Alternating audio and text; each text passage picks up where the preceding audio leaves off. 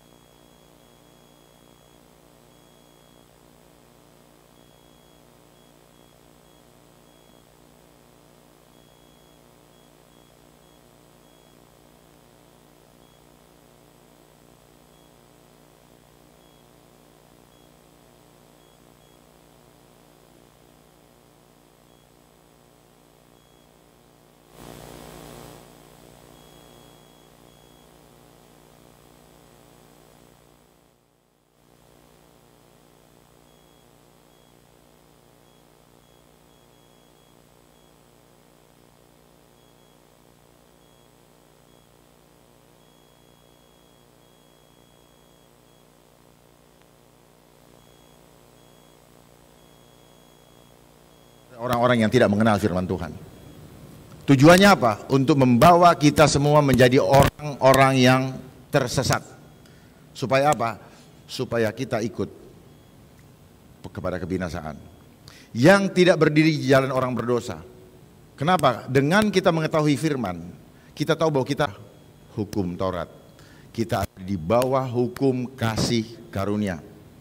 Kalau hukum kasih karunia, kita tidak boleh berada dalam kesadaran dosa.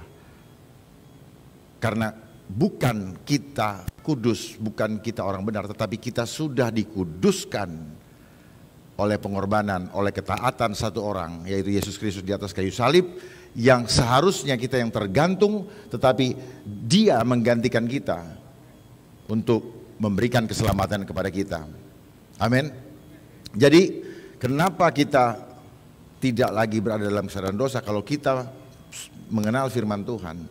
Karena kita tahu itulah kebenaran. Kebenaran. Karena kalau kita hidup dalam hukum Taurat, kita akan selalu berkata bahwa karena hasil perbuatanku aku diselamatkan.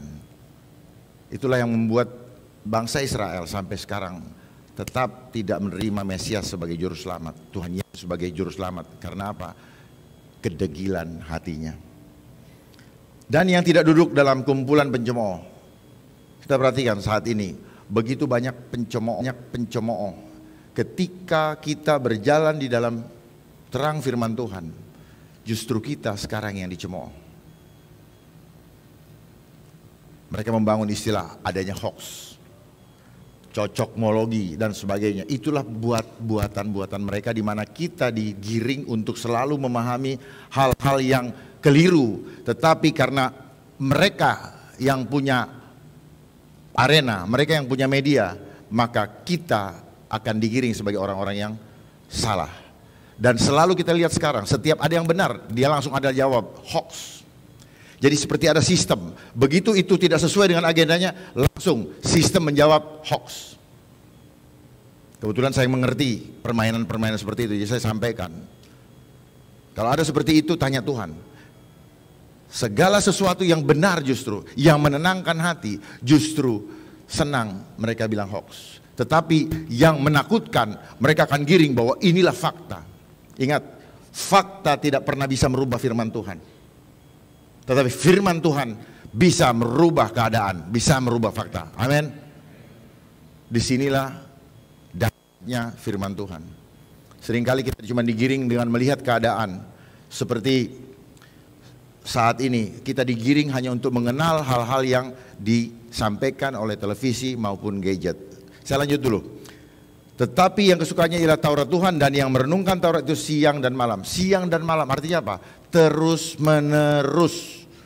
Karena apa? Ketika kita dalam kesakitan atau penyakit, ada bakteri atau katakanlah ada virus, kalau katanya ada, virus ini bekerja setiap saat selama 24 jam terus menerus. Jadi kita juga harus melawan dengan firman Tuhan terus menerus 24 jam setiap hari.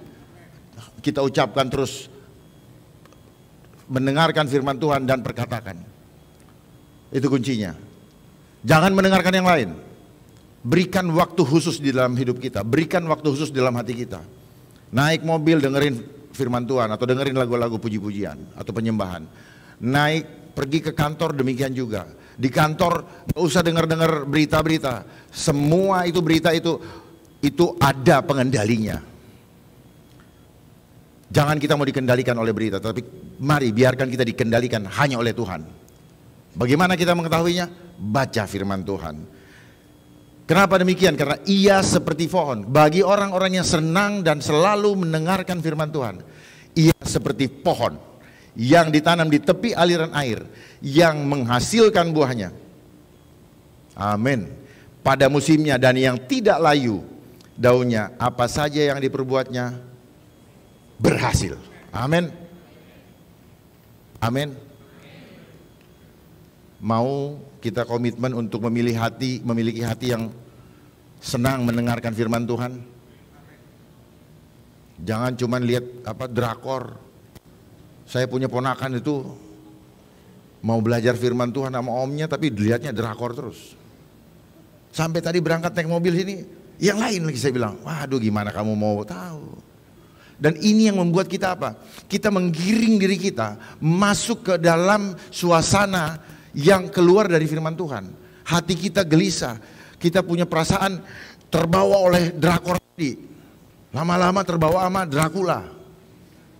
Saya kasih tahu aja mumpung ada, jadi saya nggak bohong. Nanti boleh ditanya. Biarin. Ya. Jadi pasti berhasil. Inilah kekuatan supranatural healing. Inilah kekuatan supranatural yang tidak bisa dilihat oleh mata kita. Nah ini keadaan kita hari-hari ini. Ya. Ini keadaan kita. Siapa yang mengaku tidak seperti ini? Luar biasa. Saya juga hampir terbawa seperti itu. Tetapi kita bersyukur kepada Tuhan, Tuhan memberikan kemampuan daya cipta kepada manusia untuk apa? Membuat teknologi. Tetapi yang harus kita perhatikan, satu-satunya teknologi yang menjadi catatan saya perhatikan teknologi informasi dan komunikasi yang kita pakai sekarang ini. Ada di sini juga saya punya teman. Dia sering bangun kesiangan. Wah kalau aduh gitu, kalau enggak sekalian handphone gak diangkat, silent. Nah itu. Tapi kalau pergi nonton bioskop, itu 1 jam sebelumnya udah di situ. Kenapa? Biasa, mejeng dulu. Coba. Kita nggak sadar bahwa kehidupan kita seperti itu. Kita mejeng dulu, kita apa, ya. Tapi kalau udah kayak begini, waduh. Nah ini, nah itu lihat ada pakai uang, ada yang mengendalikan. Tadi bangun 5:30 pagi, tiba-tiba Tuhan rubah firman-Nya. Jangan yang itu. Waduh, saya bilang, Tuhan apa yang ini saya disampaikan. Mendengarnya itu yang penting. Karena bagaimanapun kalau kita mendengarnya apa yang kita dengar itu pasti kita perkatakan. Otomatis. Kita ini kayak Beo. Selamat pagi. Shalom. Beo bisa ngikutin. Dan kuasa perkataan ini adalah kuasanya Tuhan. Makanya di dalam Kejadian ketika langit dan bumi diciptakan, waktu itu masih gelap gulita, Tuhan berkata, jadilah terang, maka terang itu jadi. Amin.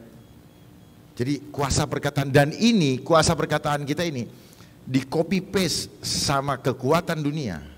Makanya banyak motivator kan, katakan aku dahsyat, aku bisa, aku pasti sukses. Mereka menggunakan firman Tuhan. Itulah rahasia kerajaan surga. Di perkataan. Mendengar. Makanya Allah Bapa menyampaikan, dengarlah dia. Enggak ada yang lain, dengarlah dia. Bukanlah dengarlah dia, dengarlah Maria, dengarlah dia. Berarti apa? He is the only one. The one and only. Gak boleh yang lain. Kalau di Pancasila bilang ketuhanan yang Maha Esa. Esa itu bukan satu, the only one. Berikutnya, kenapa pendengaran menjadi hal yang penting? Nah, Roma 7. Saya mau agak santai aja. Roma 10 ayat 7. Jadi iman timbul karena pendengaran. Makanya hari-hari ini kita didengarkan dengan hal-hal yang tidak memberkati, tidak kudus, memaki, menjelekkan. Terus kemudian kita mendengar berita adanya bencana, ada yang di India dan sebagainya. Kita ngeliatin TV, kita nggak tahu di belakang televisi ada siapa. Perhatiin deh, besok-besok kalau nonton, datang ke belakang ada siapa di belakangnya. Pasti ada yang tadi yang lagi pegang duit itu. Siapa tahu ada duitnya. Bapak Ibu bisa belanja. Jadi jangan kita yang dibodohin. Kita harus lebih pintar. Dan anak-anak Tuhan saya pastikan tidak akan pernah bisa ditipu oleh iblis. Karena apa? Ada firman Tuhan. Justru itu, sering-sering dengar firman Tuhan. Sehingga kita mudah membedakan roh. Sehingga kita mudah membedakan ini orang tulus apa enggak. Sangat mudah kalau kita sudah sering mendengarkan firman Tuhan. Di situ udah kayak apa ya? Kayak tipis-tipis kalau ada ibu-ibu di dapur yang tipis sekali itu, sampai di slice tipis banget. Gak ada yang bisa lolos dengan firman Tuhan. Karena apa? Dia bagikan pedang bermata dua yang lebih tajam dari apapun juga. Iman dari bahasa Ibrani, emunah asal katanya. Akar kata dari aman, yaitu apa? Aman, percaya atau amen itu ketika Yesus itu adalah ya dan amin.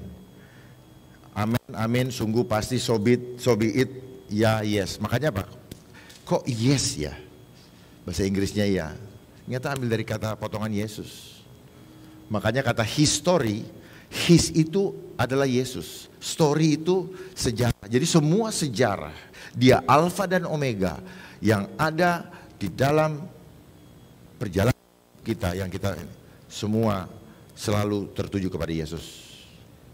Amin. Dahsyat. Itulah dahsyatnya Tuhan kita. Tidak the one and only. Semua history. Itu story itu adalah semua sejarah. Fokusnya ke dia. Perjanjian lama pun begitu. Perjanjian sejarah seperti itu. Sejarah dunia pun seperti itu. Makanya apa yang terjadi sekarang, karena mereka tidak mau menerima Tuhan Yesus sebagai juru selamat. Lalu mereka akan mendatangkan konsep baru, mendatangkan juru selamat yang kita kenal dengan Antichrist. Jadi saat-saat ini di mana Bapak Ibu sekarang merasa tidak nyaman hidup dan ketakutan, itu adalah pekerjaan daripada mereka yang tidak menerima Tuhan Yesus sebagai Tuhan dan juru selamat. Mereka tidak hidup di dalam kasih karunia. Karena kalau kita hidup di dalam kasih karunia, kita tidak menjadi perampok. Kita mengambil damai sejahtera orang. Tetapi damai sejahtera kuberikan kepadamu. Damai sejahtera kutinggalkan begitu. Damai sejahtera yang kuberikan tidak seperti yang diberikan oleh dunia. Amin. Kalau kita tidak ada damai sejahtera, berarti itu bukan dari Tuhan. Gampang. Amin. Gampang sekali. Jadi kalau kita damai sejahtera, itu dari Tuhan. Dan mudah sekali. Tolok ukurnya damai sejahtera atau tidak. Jadi ketika kita beriman, kita sedang menarik perhatian Tuhan. Dan ketika kita malaikat di surga bekerja untuk menyelesaikan apa yang kita imani. Tepuk tangan buat Tuhan Yesus. Selanjutnya, apa kuasa firman sehingga harus didengarkan? Yohanes 15 ayat 3. Kamu memang sudah bersih karena firman yang telah kukatakan kepadamu. Kenapa kita sudah bersih? Karena Yesus sudah bangkit dari antara orang mati. Dia naik ke surga, duduk di sebelah kanan Allah. Dan ketika dia duduk, itu artinya apa? Tidak ada lagi kegentaran, tidak ada lagi gisah. Makanya hiduplah dalam rest tenang. Jangan takut, jangan gentar, jangan gelisah. Rest inside. Rest inside. Kenapa kita tidak perlu khawatir? Karena kita sudah berdiri di atas dasar kemenangan. Tetapi dunia berbeda. Dunia itu apa? Saya kerja sibuk. Itulah konsep dunia. Padahal Tuhan memberkati kita pada saat kita tidur. Bukan pada saat kita repot-repot bekerja pagi sampai malam. Beda sekali. Jadi kalau kita mengandalkan sesuatu yang tidak kelihatan mata, itu lebih dahsyat, jauh lebih dahsyat. Yang kelihatan membuat kepala puyeng, membuat hati sakit hati, membuat kita iri hati dan sebagainya. Kalau kita mengandalkan itu, tapi kalau kita andalkan yang tidak kelihatan. Karena apa? Karena kita sudah dikuduskan oleh Tuhan. Kita sudah disucikan oleh Tuhan. Satu kali untuk selama-lamanya. Kudus artinya apa? Kita dipisahkan. Unto God. Kita dipisahkan dari dunia oleh Tuhan. Kita adalah orang-orang spesialnya Tuhan. Kalau Bapak Ibu membeli Hermes, ya, sedang membeli Hermes, Om juga mungkin sepatunya yang tajam-tajam itu, pasti dipisahkan dari sepatu yang beli di Mangga 2. Artinya apa? Kita ini orang dikuduskan, kenapa? Kita dipisahkan, separated unto God. Kita harus mencerminkan kemuliaan Tuhan dengan muka yang tidak berselubung. Nanti kita nggak tahu ayatnya, tanya Pak Gembala. Atau enggak nanti saya kasih tahu. Dengan tidak berselubung. Saya ulangi lagi. kemuliaan Tuhan harus kita pancarkan dengan muka yang tidak berselubung. Itu firman Tuhan, bukan saya. Karena apa? Bagaimana kita memancarkan dari wajah. Wajah kita harus segambar dan serupa apa? Dan kenapa kita bercermin? Apakah kita bercermin pakai wajah atau pakai punggung? Tapi banyak saya lihat di media sosial, orang foto bukan wajahnya di foto, begini. Wah, udah gila. Apa udah berubah ya gambar Allah? Kenapa kita bercermin ini gambar Allah? Maka orang yang beriman terpancar dari wajahnya. Nggak mungkin terpancar dari apa yang menjelubungi dia. Nggak akan terpancar. Dan akan terlihat dari matanya. Orang yang takut matanya pasti ciut. Perhatikan deh orang, gertak orang langsung selalu tunduk. Tapi orang yang dia akan tahan terhadap gertakan. Dia tidak mudah digertak. Bahkan dia tidak akan mundur dari gertakan. Itu baru anak Tuhan. Itu cerminan Tuhan. Seperti Yesus. Yesus katakan ada tertulis, ada tertulis, ada tertulis. Artinya apa? Perhatikan firman Tuhan. Amin. Kata ada tertulis itu adalah perhatikan firman Tuhan. Perhatikan. Itu senjatanya Yesus. Ada tertulis bahwa manusia bukan hidup dari roti saja, tetapi dari setiap firman yang keluar dari mulut Allah. Amin. Bukan itu. Nah, tetapi sekarang apa? Kita digiring. Habis gimana kalau enggak saya enggak kerja? Habis gimana kalau enggak saya dipecat? Habis bagaimana kalau saya enggak jadi simpenan orang, saya enggak bisa ini? Saya harus ngomong gitu aja deh. Biar apa? Karena gini, orang kalau tersinggung itu dia kepikiran terus. Semoga Roh Kudus, bukan semoga, saya imani Roh Kudus menjamahnya. Tapi di tempat ini tidak ada. Ya. Kita waktunya udah singkat. Jangan ngomong-ngomong dengan bahasa yang bubur, masih anak-anak. Pakai makanan keras. Supaya apa? Karena kalau nggak pakai keras, makanan keras, kitanya santai-santai aja. Ini waktunya begitu cepat. Siapa yang nyangka 2 tahun yang lalu, pas tahun baru 2019, bahwa kita akan masuk ke dalam masa kesukaran. Masa kesukaran yang dibikin sukar oleh orang yang senang melihat orang susah. Masa kesukaran. Tetapi merekanya senang-senang. Oh iya benar. Merekanya senang-senang. Tapi nggak apa-apa. Tunggu waktu Tuhan. Amin. Wow, nggak bisa diinin. Tuhan itu pedangnya tajam. Apa dampak dari mendengarkan firman-Nya? Matius 12 ayat 35. Orang yang baik mengeluarkan hal-hal yang baik dari perbendaharaannya yang baik. Dan orang yang jahat mengeluarkan hal-hal yang jahat dari perbendaharaannya yang jahat. Jadi kalau kita fokusnya kepada firman Tuhan, pasti yang keluar baik. Kalau kita fokusnya kepada apa yang disodorkan, disajikan oleh dunia lewat media-media yang mereka siapkan. Untuk apa? Untuk mengontrol kita punya mindset, untuk mengendalikan pikir kita, untuk menggiring kita menjauh dari kebenaran. Maka yang keluar itu seperti ini ilustrasinya. Dan akhirnya ketika kita mendengarkan itu, kita akan memperkatakan. Dan akarnya dari mana? Dari dalam hati. Dalam hati kita itu adalah akar. Jadi pohon mati, dia matinya dari dalam dulu. Jadi kalau ada yang meninggal, sebenarnya organ di dalamnya mati dulu, rusak dulu. Dia gradual, dia bertahap, tahap, akhirnya mati. Seperti ketika Yesus mengutuk pohon ara. Hari itu pohon ara masih hijau, besok pagi kering. Artinya apa? Akar ini yang menentukan, dari dalam terpancar keluar. Jagalah hatimu dengan segala kewaspadaan. Karena dari dalam, dari situlah terpancar kehidupan. Jadi banyak orang-orang yang mati, meninggal, diakibatkan apa? Akarnya dari dalam dulu. Apapun alasannya, apapun bentuknya, penyakitnya yang disebut oleh dunia penyakit. Ingat, penyakit itu adalah serangan roh. Kenapa? Karena kita adalah makhluk roh. Jadi kalau kita tidak berjaga-jaga, siapapun orangnya, kalau kita tidak berjaga-jaga, penyakit itu bagaikan singa yang mengaum-ngaum. Mengaum bukan berarti dia bisa memakan kita bagi anak-anak Tuhan. Dia mengaum, dia hanya nunggu orang lengah. Orang-orang yang lengah, orang-orang yang lemah. Orang-orang yang di luar Kristus. Orang-orang yang tidak bersama Kristus itu yang akan dia terkamnya.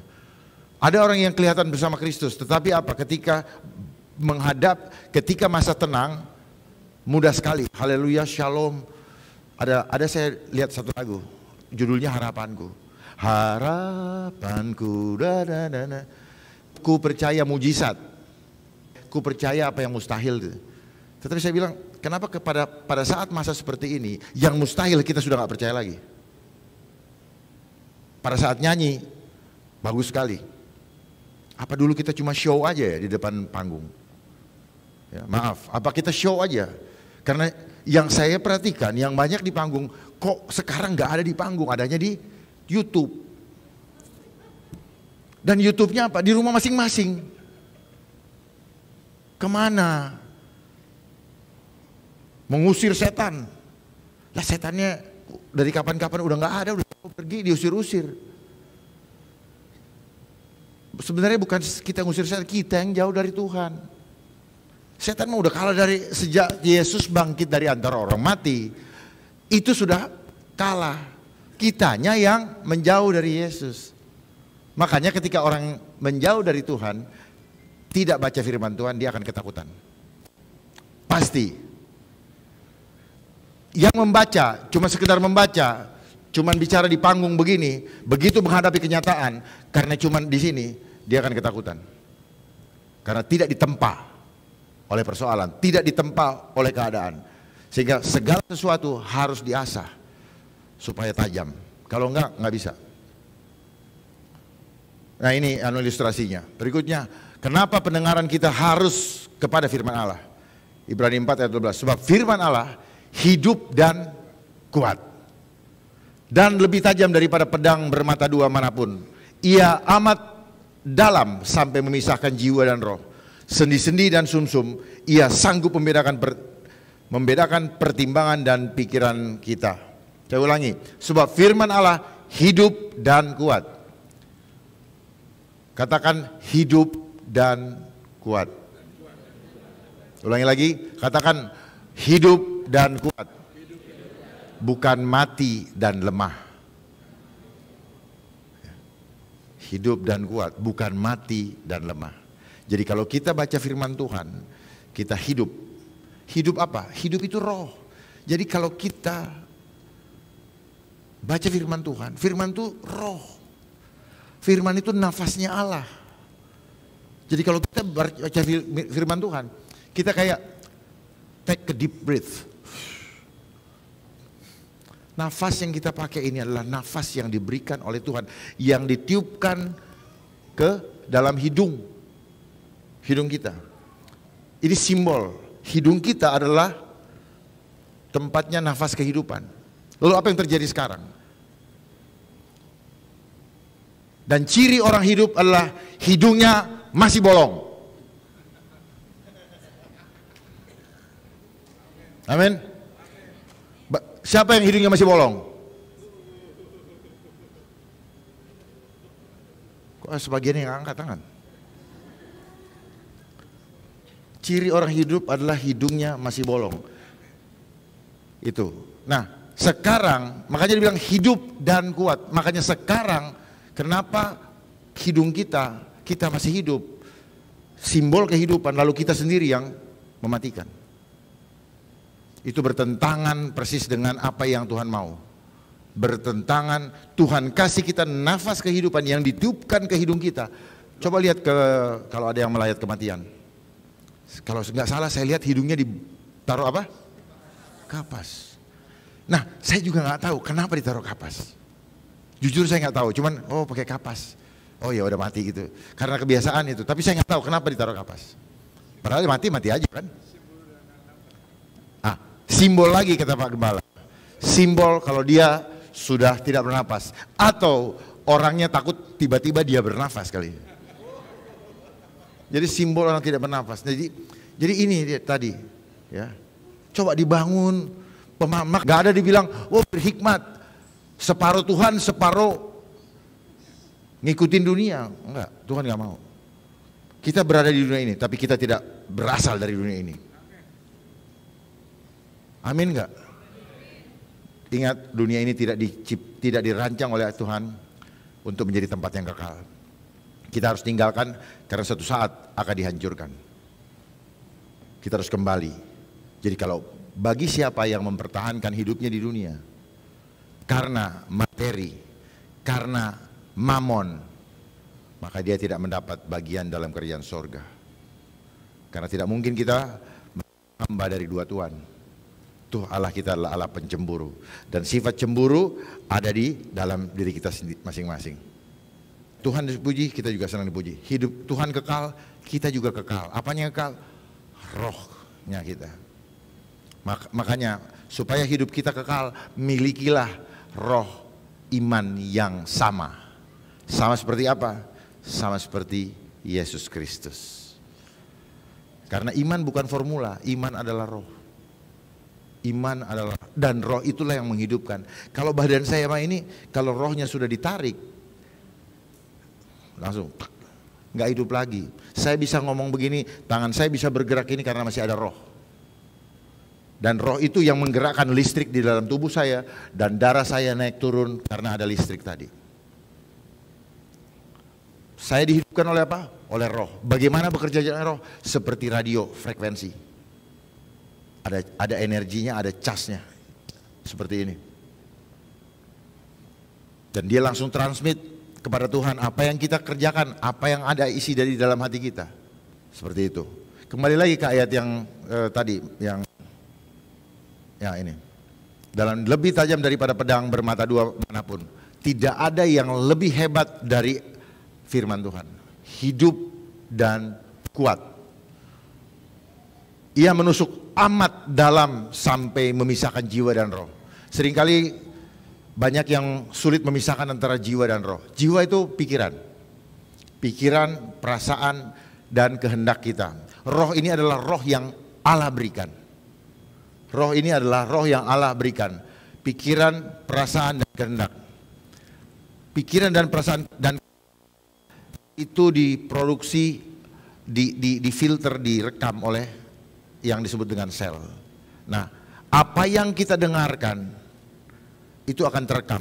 Makanya sering-sering mendengar, maka itu yang akan mengendap. Itu menjadi perbendaharaan kita. Kalau kita mendengarkan ocehan-ocehan atau apapun juga yang tidak kudus, maka itu akan terekam di situ. Jadi kita ini diprogram yang kita dengar. Begitu kita dengar apa? Kayak dulu ada ini diputar belakangnya, itu seperti itu.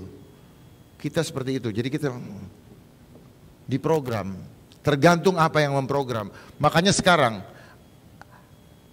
kita sedang diprogram. Yang darinya wajahnya berseri-seri, sekarang wajahnya diprogram untuk tidak berseri-seri.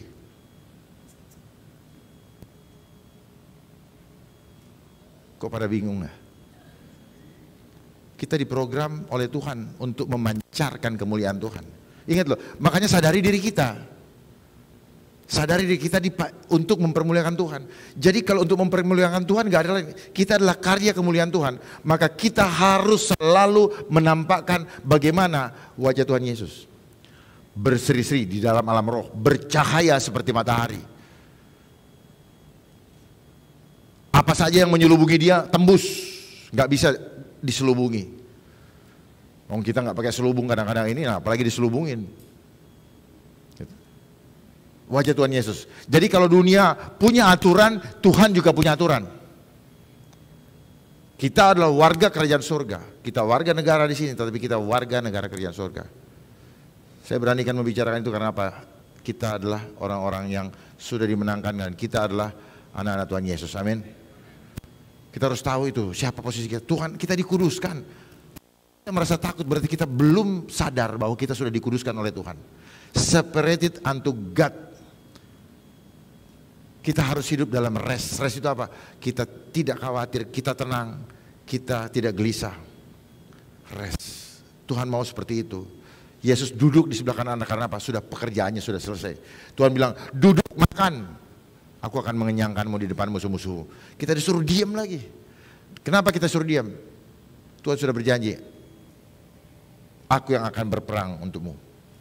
Dan kamu diam saja, rest. Jadi cukup beriman kepada Tuhan. Kita duduk di atas dasar kemenangan. Karena kita nggak mampu berbuat apa-apa kalau bukan Tuhan. Jadi ketika kita datang kepada Tuhan, maka kesembuhan itu yang Dia berikan. Amin. Datang kepada Tuhan, keberhasilan Dia berikan. Mendengar ada Tuhan, berita Tuhan, datang kepadanya, kita tinggal ambil.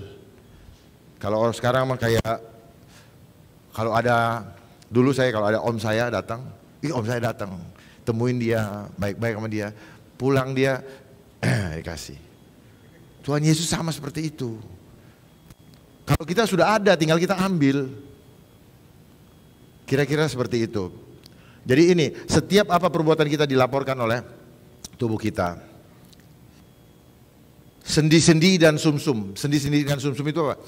Ini bicara tentang fisik kita dan apa yang dalam organ kita. Sumsum ini adalah tempat paling dalam, tempat memproduksi darah. Ya. Sama juga dengan sel. Dia memproduksi darah. Dia yang menentukan sistem di dalam tubuh kita bagaimana bekerjanya baik atau tidak. Dan firman ini artinya apa? Bisa membersihkan seluruh tubuh kita, darah-darah kita yang kotor dengan firman. Dalam, ini namanya supernatural healing, divine healing. Ya, bukan metode dunia. Kalau metode dunia apa? Cuci darah. Kalau ini enggak, cuci darah perlu keluar uang. Kalau Tuhan enggak, gratis. Ia sanggup membedakan pertimbangan dan pikiran hati kita. Ini bicara tentang pertimbangan dan pikiran hati kita, berbicara tentang apa? Motivasi di dalam diri kita. Tadi pikiran, jiwa kita itu pikiran, perasaan dan kehendak. Nah, kehendak ini yang disebut motivasi. Motivasi ini sangat tergantung, atau kehendak ini sangat tergantung daripada filternya, sensornya. Pikiran dan perasaan kita mau takut, mau apa, tapi kalau sensor firman Tuhan ya kuat, maka kehendaknya akan mengikuti kehendak Tuhan. Tetapi kalau sensornya tidak bagus, kita tidak mendengarkan firman Tuhan, maka sensor untuk melakukan kehendaknya itu bisa mengikuti giringan daripada apa yang kita rasakan, yang digiring oleh dunia, digiring oleh media-media ini, sehingga kita menjadi ketakutan. Apa yang terjadi sekarang? Banyak di antara kita yang di luar sana digiring pola pikirnya oleh apa yang ditampakkan di televisi. Ingat, gambar ini penting sekali. Kenapa? Ketika bapak dan ibu berkeluarga, menikahi istrinya, dulunya pacaran dulu kan. Pada saat pacaran, bapak ibu suka lihat fotonya, gambar. Dari gambar itu bapak ibu menghayal. Sama juga ini, dia pakai konsep tadi. Makanya beriman itu adalah berimajinasi. Banyak kita selama ini, saya tidak pernah diajarkan bagaimana cara beriman. Oh, beriman Yesus, oh puyeng. Sekarang saya kasih tahu, setelah saya tahu bahwa beriman itu adalah berimajinasi. Imajinasi berasal dari kata image. Jadi kalau kita ini adalah citranya Allah, image of God, maka iman kita, imajinasi kita harus tertuju kepada Tuhan Yesus, Allah Bapa. Kita harus tertuju ke sana. Tetapi dunia memainkan gambar juga. Untuk apa? Untuk menggiring imajinasi kita. Kepada apa? Kepada gambar-gambar yang disampaikan, yang membuat kita menjadi ketakutan, yang membuat gambar yang disampaikan oleh dunia tidak memberikan damai sejahtera. Karena apa? Kayak orang ini loh, kayak orang jualan asuransi yang dijual, kalau kamu mati nanti begini, bagaimana keluargamu, bla bla bla bla bla bla. Itu orang-orang asuransi itu diajarin ngomong loh itu. Diajarin ngomong bagaimana membuat orang percaya. Padahal begitu dia resign, ditanya lagi, nggak tahu lagi sekarang, nggak tanggung jawab. Jadi kayak jualan-jualan ketakutan. Nah seperti itu. Jadi kita diprogram seperti ini. Jadi gini, itu ada rohnya, ada spiritnya. Rohnya apa? Roh kedagingan, spiritnya. Spiritnya itu apa? Si pembuatnya ingin mendapatkan uang sebanyak-banyaknya. Nah si pembeli mendapatkan privilege, mendapatkan gengsinya. Apa yang kalian dapat? Sejak adanya handphone malah nggak pernah lihat jam saya loh. Ini cuma aksesoris yang sudah menjadi kebiasaan yang saya tidak pernah lihat lagi. Kadang-kadang mati. Kenapa? Udah nggak percaya juga sama jamnya ini. Lihatnya apa? Yang di handphone. Betul? Handphone merusak semuanya. Jadi cuma aksesoris saja. Banyak orang yang punya jam, pergi ke luar negeri beli jam, beli tas. Ya, perempuan-perempuan lah. Itu lemarinya. Saya pikir baju, tas. Sejak kapan kayak gini? Rupanya sudah tren sejak adanya apa ya? Hermes gitu. Hermes, LV. Terus mereka pakai kaca lagi. Kaca gitu. Terus dikasih cermin dari dalamnya. Nggak ngerti maksudnya apa. Itu karena gambar kan, karena iklan. Coba kalau nggak ada iklan, nggak akan dibeli. Coba kalau misalnya Hermes dijual di Mangga 2, tapi nggak diiklankan, nggak akan ada yang beli. Itulah hebatnya iklan, hebatnya propaganda, hebatnya media-media ini. Yang menggiring kita semua masuk ke dalam alam bawah sadar. Alam bawah sadar itu apa? Alam imajinasi, alam roh. Supaya apa? Supaya kita mengikuti apa yang tanpa kita sadari. Itu yang terjadi. Makanya apa yang kita dengarkan akhir-akhir ini, ada satu kata yang begitu terkenal, mengalahkan Hermes, mengalahkan Rolex, mengalahkan apapun juga. Dan yang saya tidak rela, dia mengalahkan nama Tuhan Yesus. Artinya apa? Jumlah penyebutan kita itu dia mengalahkan semuanya. Ini yang harus diwaspadai.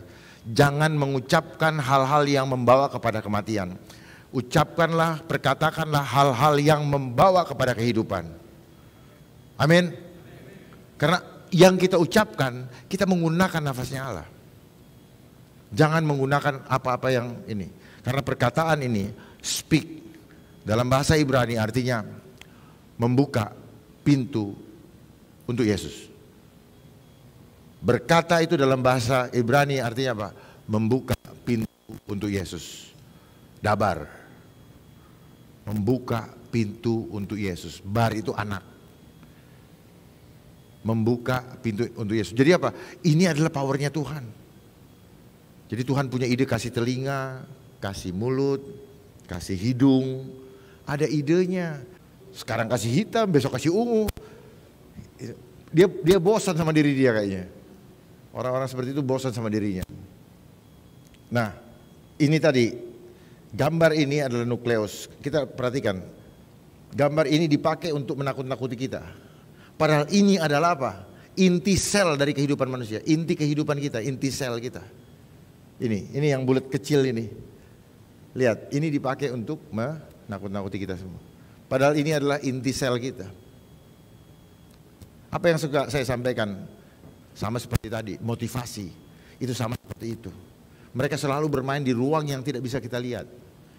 Iblis ini bermain di ruang yang tidak kita lihat supaya kita tidak menyadari. Termasuk kenapa dia pakai mamon. Supaya kita tidak menyadari bahwa itu adalah cara dia menjerat kita. Karena dia nggak mungkin datang dengan wajah yang menakutkan. Nah seperti itu, dia datang dengan cara yang sama sekali kita nggak sadari. Bahkan kita nyaman, nikmat, setelah itu baru dia makan loh. Contoh gadget. Ya, gadget kita, oh nyaman, sibuk. Nggak taunya apa, begitu kita nyaman dia makan balik. Dan kenyamanan yang kita terima tidak sebanding dengan kehancuran yang harus kita hadapi. Sama sekali tidak sebanding. Itu hanya cara di mereka untuk ini. Kenapa mereka menggunakan teknologi informasi dan komunikasi? Karena komunikasi kita dengan Tuhan, informasi kita dari Tuhan yang kita kenal dengan hikmat, itu yang mau diambil alih oleh teknologi. Kalau tidak ada yang mengerti, nanti tanya sama saya. Saya mau kasih tahu betul ini. Ini masa-masa akhir zaman, di mana kita akan dikendalikan oleh teknologi. Bapak Ibu sekarang ingin dibuat seperti robot. Badannya hidup tetapi bukan dalam kendali Tuhan. Jadi kayak kosong gitu. Saya dengar di Cina mau dibikin ada 10 mayat yang sudah dieskan, dibekukan dan akan dibikin hidup. Saya pastikan bukan rohnya, bukan dari Tuhan. Mau dihidupkan dengan secara teknologi. Sekarang saja banyak orang yang sudah hidup seperti robot. Kenapa? Kalau tidak diminta disuruh, kepekaannya hilang. Udah nggak ringan tangan lagi, bingung mau ngerjain apa. Membuat orang yang melihat jadi bete. Jadi kehilangan hati nurani. Perhatikan di anak-anak Bapak Ibu. Perhatikan karyawan-karyawan di kantor. Semua bekerja berdasarkan perintah. Seperti di handphone, next. Nggak di next, nggak jalan. Coba perhatikan. Semua jalan menurut ininya sendiri. Perhatikan deh, perhatikan. Dan itu sengaja mereka tercipta apa? Untuk menimbulkan gesekan. Untuk menimbulkan ketidakharmonisan. Nggak disadari. Gara-gara apa? Gara-gara gadget. Jadi hiduplah. Selalu berpikir apakah hidup saya memuliakan Tuhan atau tidak. Apakah lihat drakor itu mempermuliakan Tuhan atau tidak? Atau cuma menyenangkan diri sendiri? Kalau menyenangkan diri sendiri itu bukan mempermuliakan Tuhan. Karena mempermuliakan Tuhan kita memberikan damai sejahtera. Kita memberikan kasih karunia. Orang hidup di dalam iman kasih karunia itu senang memberi. Bukan mengambil waktu. Ini punya gue, ini apa segala macam. Kalau kita hidup seperti itu, maka kita hidup di luar Kristus. Karena orang yang hidup di luar Kristus itu selalu inginnya apa? Selalu peduli sama sekitarnya. Bukan peduli ngebully ya, peduli karena membenci tidak, peduli karena dia harus melakukan, karena ini adalah bagian daripada amanat agung. Coba mana di antara kita sekarang yang mau mencari jiwa, melaksanakan amanat agung, wasiat agung sebelum Yesus naik ke surga? Ataukah kita hanya mementingkan diri kita sendiri, mencari kesenangan kita? Yang kuliah mau cari jabatan, mau cari gelar, setelah itu gelarnya nggak ada artinya. Orang yang punya gelar, saya perhatikan sifatnya ada 5 produknya. Pertama, sombong. Kedua, rakus. Ketiga, kikir. Keempat, pengecut. Kelima, penakut. Coba, ada nggak yang saudara-saudara kenal yang seperti ini? Rata-rata menjadi seperti ini. Pengecut, tidak pernah kasih tampak muka kalau dia mau ngerjain orang. Sombong, waktu lagi aman-aman sombong sekali. Kikir, rakus, semua mau diambil. Semua bisnis mau diambil. Ketiga, kikir, giliran ada hal-hal sosial susah sekali. Bantu orang, susah sekali. Keempat, pengecut, kalau ada tanggung jawab, lempar ke anak buah. Gak berani, ini sendiri. Kelima, penakut. Dalam masa krisis seperti ini, pandemi, ngumpet semua. Penakut semua, siapapun itu. Penakut. Padahal penakut itu adalah dosa. Di akhir zaman ini Tuhan Yesus perintahkan apa? Janganlah menjauh dari pertemuan peribadatan menjelang kedatanganku yang kedua kali. Tapi apa yang terjadi? Begitu banyak tempat yang tutup, seperti toko bangkrut. Apa yang bangkrut? Imannya bangkrut. Artinya apa? Iman yang dibangun di atas dasar bukan Tuhan, maka imannya, rumah itu akan terbawa air ketika banjir. Sia-sialah rumah kalau tidak dibangun oleh Tuhan. Sia-sialah rumah ini kalau bukan Tuhan yang menjaganya. Jadi penting sekali firman Tuhan, karena firman Tuhan itu adalah pisau pedang bermata dua yang tidak pernah ada tandingannya. Dia hidup dan kuat, dia bukan lemah. Berikutnya, apa bukti firmannya hidup dan kuat? Markus 5 ayat 25 sampai 28. Ini mengisahkan tentang seorang wanita yang 12 tahun pendarahan. Ini buktinya, ayat yang ke-27. Dia sudah mendengar, catat kata mendengar, berita-berita tentang Yesus. Maka di tengah-tengah orang banyak itu ia mendekati Yesus dari belakang dan menjamah jubahnya. Ayat yang ke-28, sebab katanya, asal ku jamah saja jubahnya, aku akan sembuh. Jadi dia mendengar Dia datang dan dia sembuh. Jadi penting sekali mendengar, itu adalah kunci. Karena apa yang kita dengarkan itu akan kita ikutin. Makanya dunia menyeragamkan frekuensi pendengaran. Dia bikin di 440 Hz. Supaya apa? Supaya jiwa kita, tubuh kita menjadi tidak harmoni. Menjadi tidak harmoni. Yang harmoni adalah 432 ke bawah. Tetapi sehingga kita susah menerima hadirat Tuhan. Jadi hidup kita ini diatur sama frekuensi. Kalau frekuensinya rock, ini, jadi badan kita ini kenapa goyang-goyang itu frekuensi loh sebenarnya. Tapi kalau nyaman, enak. Kita nggak sadar bahwa tubuh kita ini diatur oleh frekuensi. Dan frekuensi ini digerakkan oleh listrik. Sehingga tubuh kita bisa set. Nah itu dipakai, kenapa? Untuk mengendalikan massa, mengendalikan manusia. Supaya apa? Supaya nurut sama, itu pernah dipakai oleh Hitler. Dan dikembangkan oleh, diambil alih oleh John Rockefeller Foundation. Dan ditetapkan tahun 1950. Menjadi ketetapan dunia bahwa semua frekuensi 440 standarnya. Makanya mereka selalu membuat standar dunia. Seperti ISO, supaya apa? Supaya dia bisa mengatur ritmenya. Semua distandarkan. Jadi ini buktinya. Dan saya mau kasih ingat lagi bahwa Tuhan senang diingatkan. Apa yang Tuhan pernah janjikan, ingatkan selalu. Bukan Tuhan lupa. Bukan Tuhan lupa, tetapi Tuhan senang diingatkan.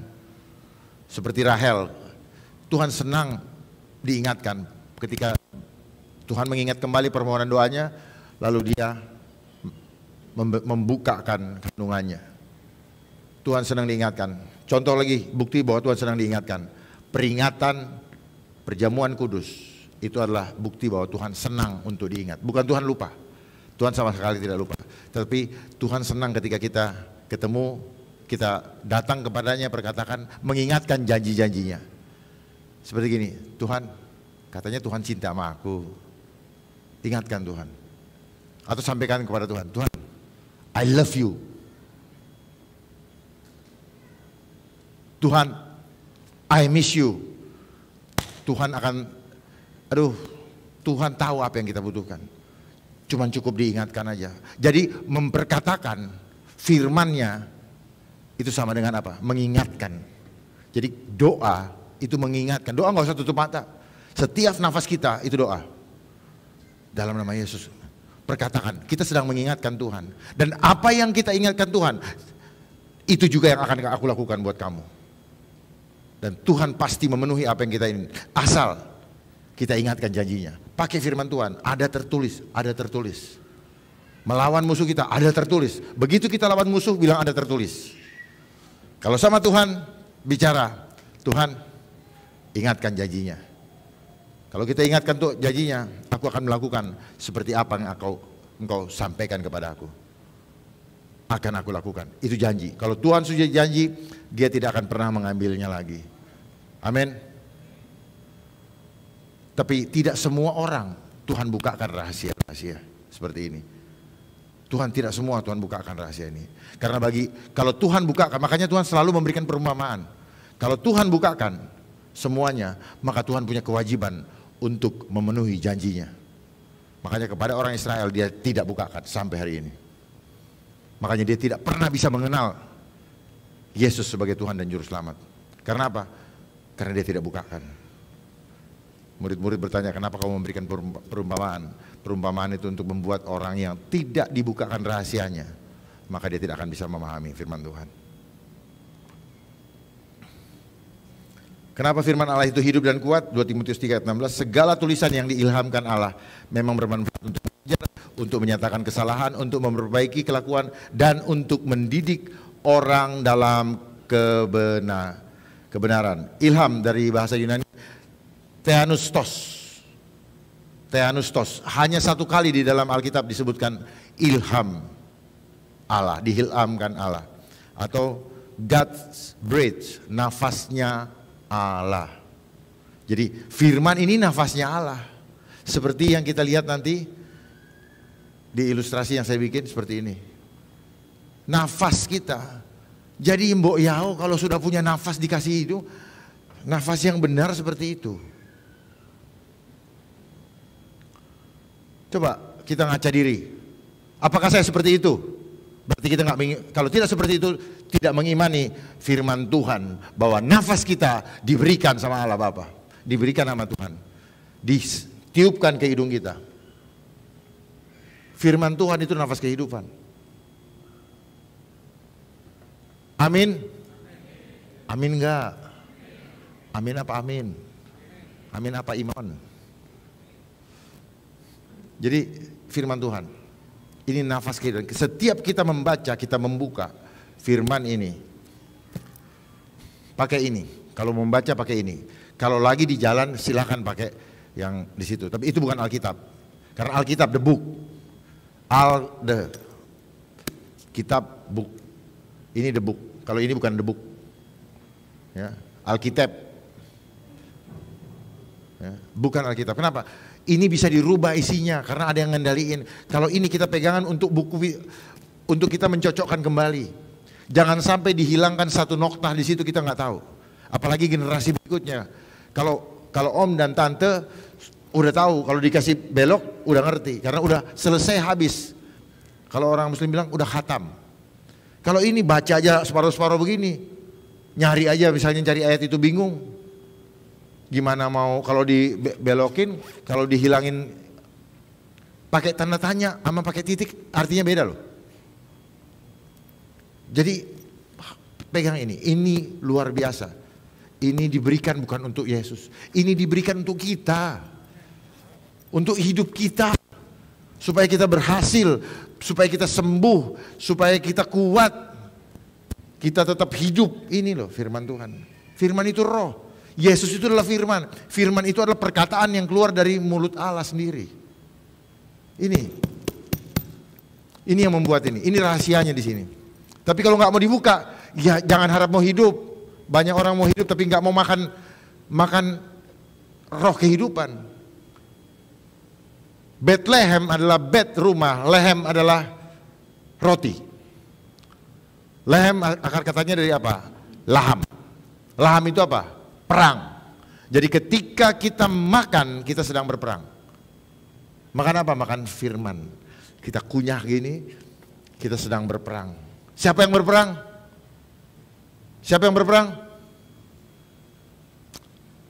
Allah sendiri. Kita ngapain? Duduk makan. Makan apa? Makan firman Allah. Amin. Apa buktinya segala tulisan itu adalah nafasnya Allah? Matius 4 ayat 4. Tetapi Yesus menjawab, ada tertulis. Lihat tuh. Ketika berhadapan dengan masalah, ada musuh, ada tertulis. Manusia hidup bukan dari roti saja, tapi dari setiap firman dari kata yang keluar dari mulut Allah. Berarti firman itu kata-katanya Allah. Makanya untuk berkata-kata, perbendaharanya dulu kumpulkan. Bagaimana Pak Gembala bisa hafal? Karena sering memperkatakan. Kalau mendengar saja tidak memperkatakan, nggak bakal hafal. Karena ini satu rangkaian. Setelah mendengar dia perkatakan. Beo disuruh ngomong yang jorok, dia ngomong jorok. Perbendaharaan. Jadi kenapa? Dari dalam terpancar keluar. Perbendaharaan yang di dalam, yang baik akan keluar baik. Kalau yang tidak baik akan keluar tidak baik. Jadi kenapa kita harus memiliki hati untuk mendengarkan firman-Nya. Amsal 24 ayat 20 sampai 2, saya undang para pemain musik ke depan. Hai anak-anakku, perhatikanlah perkataanku, arahkanlah telingamu kepada ucapanku. Janganlah semuanya itu menjauh dari matamu, simpanlah itu di lubuk hatimu. Karena itulah yang menjadi kehidupan bagi mereka yang mendapatkannya dan kesembuhan bagi seluruh tubuh mereka. Ayat yang ke-20. Hai anak-anakku, perhatikanlah perkataanku, arahkanlah telingamu kepada ucapanku. Apa itu? Dengarkan. Sekali lagi, perhatikanlah perkataanku, arahkanlah telingamu kepada ucapanku. Apa itu? dengarkan. Janganlah semuanya itu menjauh dari matamu. Apa itu? Baca. Saya ulangi lagi, janganlah semuanya itu menjauh dari matamu. Apa itu? Baca. Simpanlah itu di lubuk hatimu. Renungkan. Sekali lagi, simpanlah itu di lubuk hatimu, renungkan. Karena itulah yang menjadi kehidupan bagi mereka yang mendapatkannya dan kesembuhan bagi seluruh tubuh mereka. Karena itulah yang menjadi kehidupan bagi mereka yang mendapatkannya. Bagi mereka yang mendengar, membaca, merenungkan. Dan bukan itu saja. Dan kesembuhan bagi seluruh tubuh mereka. Jangan dipisahkan, jangan dikurangi. Bagi seluruh tubuhnya. Bukan kita hanya hidup, tetapi seluruh tubuh kita disembuhkan. Sembuhkan itu apa? Bukan berarti sembuh sehat jiwanya, sehat rohnya, sehat semuanya sehat. Fisiknya sehat. Persoalannya selesai. Apapun yang menjadi masalah kita, Tuhan sudah tanggung di atas kayu salib. Makanya firman ini penting sekali menjadi kekuatan di dalam hidup kita. Mari kita berdiri.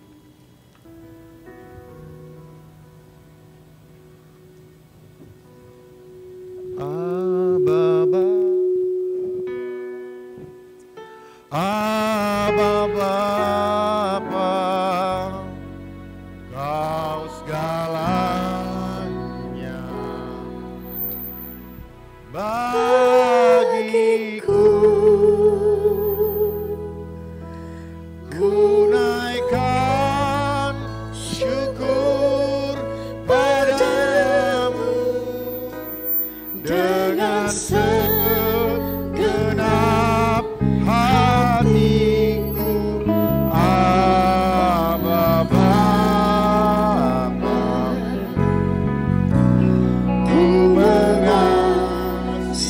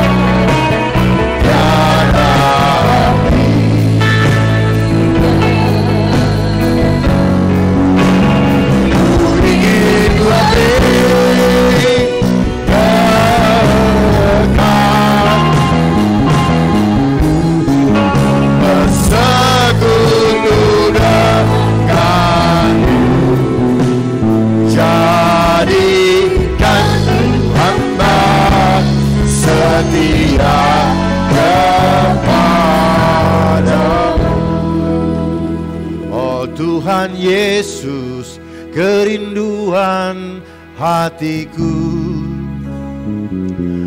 Mutiara tak ternilai harta milikku. Keindahan-Mu memudarkan dunia. Di mataku Engkau termulia.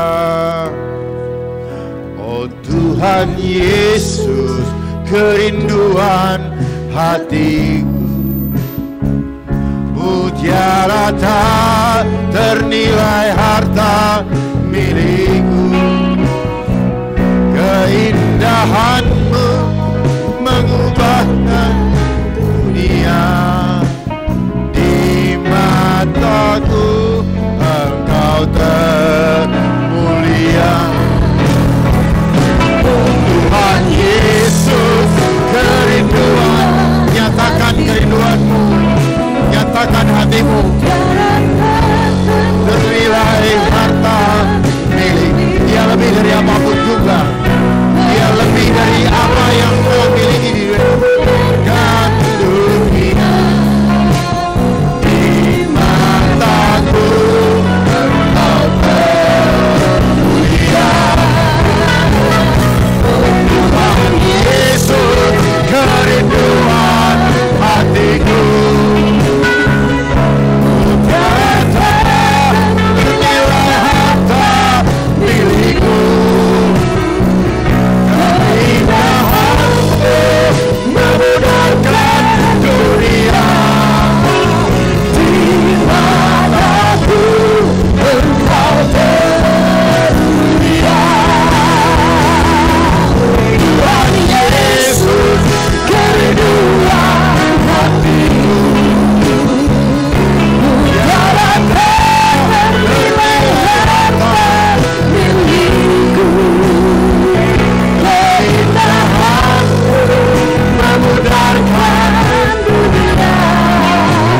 Di mataku Engkau termulia. Oh Tuhan Yesus, kerinduan hatiku. Mutiara tak ternilai harta milikku. Keindahan-Mu memudarkan dunia. Di mataku Engkau termulia. Sekali lagi. Tuhan Yesus, kerinduan hatiku. Mutiara tak ternilai harta milikku. Keindahan-Mu memudarkan dunia. Di mataku Engkau termulia. Di mataku Engkau termulia. Di mataku Engkau termulia.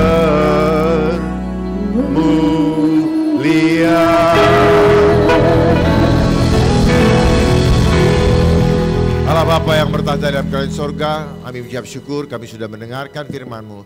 Biarlah firman-Mu ini menjadi rema dalam kehidupan kami. Dan mulai saat ini kami akan berjalan di dalam kemuliaan-Mu. Kami akan memancarkan kemuliaan-Mu. Karena kami tahu Roh Kudus ada di dalam kami. Tidak ada ruang perhentian-Mu. Tidak ada lagi kekhawatiran karena pekerjaan-Mu sudah selesai. Terima kasih. Kami akan kembali ke rumah kami masing-masing. Bungkus tutup kami dengan kuasa darah-Mu. Tumpang tangan atas kehidupan kami. Kami akan kembali dan berjalan senantiasa di dalam kemuliaan-Mu. Haleluya, terpujilah nama-Mu. Amin. Dan terima kasih untuk hambanya yang telah menjadi saluran berkat. Intinya Anda dan saya Roma 8 ayat 15 kita tidak diberikan roh perbudakan sehingga kita hidup dalam ketakutan dalam menjalani hidup ini. Tapi sudah dikaruniakan sebagai anak-anak Allah yang kita memanggil Dia, ya Aba, ya Bapa. Tentunya dalam Kristus Yesus. Kalau kita sebagai anak-anak Allah, jangan ragu, khawatir, takut, apapun sekalipun dalam masa pandemi. Selama Tuhan menyertai anak saya tadi katakan, kita cukup berdiam diri tapi tetap connect dan tetap berhubungan dengan Tuhan. Maka firman Tuhan digenapkan Keluaran 14 ayat 14, Ulangan 1 ayat 30. Tuhan yang berperang bagi seorang saya. Yakini, imani, percaya, dan kuasa firman Tuhan tidak pernah berubah. Ibrani 13 ayat 8. Dahulu, kemarin, hari ini, bahkan sampai Maranatha. Selama Anda pegang, yakini, imani, percaya firman Tuhan, dia tetap ya dan amin. Ibrani 13 ayat 8 yang tidak pernah berubah. Dan apa yang difirmankan, dia materaikan dengan sumpah. Tuhan sendiri berfirman. Dia bukan manusia, bukan anak manusia. Apa yang dia telah firmankan, sabdakan, dia tidak pernah berdusta. Pada waktu Tuhan dia akan genapkan. Anda dan saya keluar lebih daripada pemenang. Roma 8 ayat 37. Mari angkat kedua tanganmu. Arahkan hati pada Bapa di surga. Dan pulanglah dan menerima berkat, rahmat, anugerah, damai sejahtera, sukacita dari Bapa di surga, kasih karunia yang sempurna, melimpah dalam nama Tuhan Yesus Kristus, dalam persekutuan Roh Kudus yang menuntun, memimpin, menyertai, dan mengurapi kekasih Tuhan. Dari saat ini sampai Kristus Yesus datang, berjumpa kekasih Tuhan di awan-awan kemuliaan. Kita semua yang telah diberkati Tuhan, katakan bersama, amin.